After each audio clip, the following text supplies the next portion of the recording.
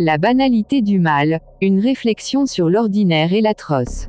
Le concept de la banalité du mal, popularisé par la philosophe Hannah Arendt à la suite du procès d'Adolf Eichmann, a profondément marqué notre compréhension des crimes de masse et de la nature humaine. Loin d'être une abstraction théorique, cette notion s'est ancrée dans l'histoire, notamment à travers l'étude de la Shoah. Qu'est-ce que la banalité du mal?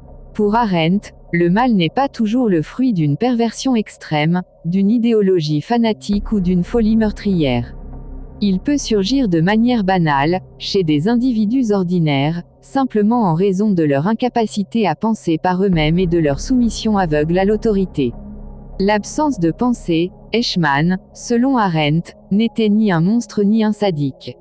C'était un bureaucrate méticuleux qui suivait les ordres sans les remettre en question.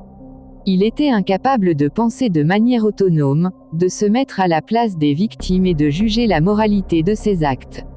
La soumission à l'autorité, en se conformant aux ordres, Eichmann a participé à la machine de la destruction sans éprouver de remords ni de culpabilité. La soumission à l'autorité a ainsi permis à l'horreur de se banaliser.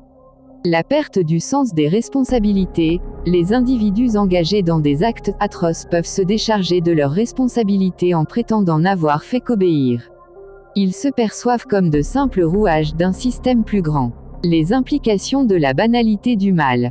La responsabilité individuelle, si le mal peut être banal, cela ne signifie pas que les individus ne sont pas responsables de leurs actes. Au contraire, cela souligne l'importance de la responsabilité individuelle, même dans des contextes où la pression sociale et l'autorité sont fortes. La critique des systèmes totalitaires, la banalité du mal met en lumière les dangers des systèmes totalitaires qui encouragent la pensée unique et la soumission aveugle.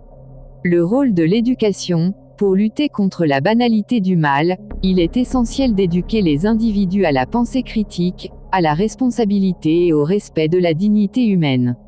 Les critiques et les débats. Le concept de la banalité du mal a suscité de nombreuses critiques.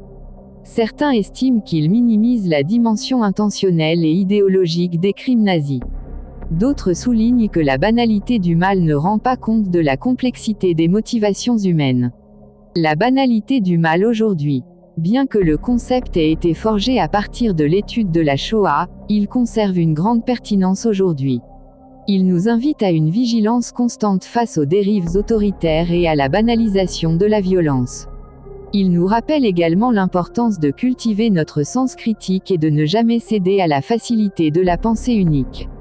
En conclusion, la banalité du mal est un concept troublant qui nous oblige à réfléchir sur notre propre capacité à commettre des actes atroces. En comprenant les mécanismes qui peuvent conduire à la banalisation du mal, nous pouvons mieux nous protéger contre les dangers de l'indifférence et de la soumission.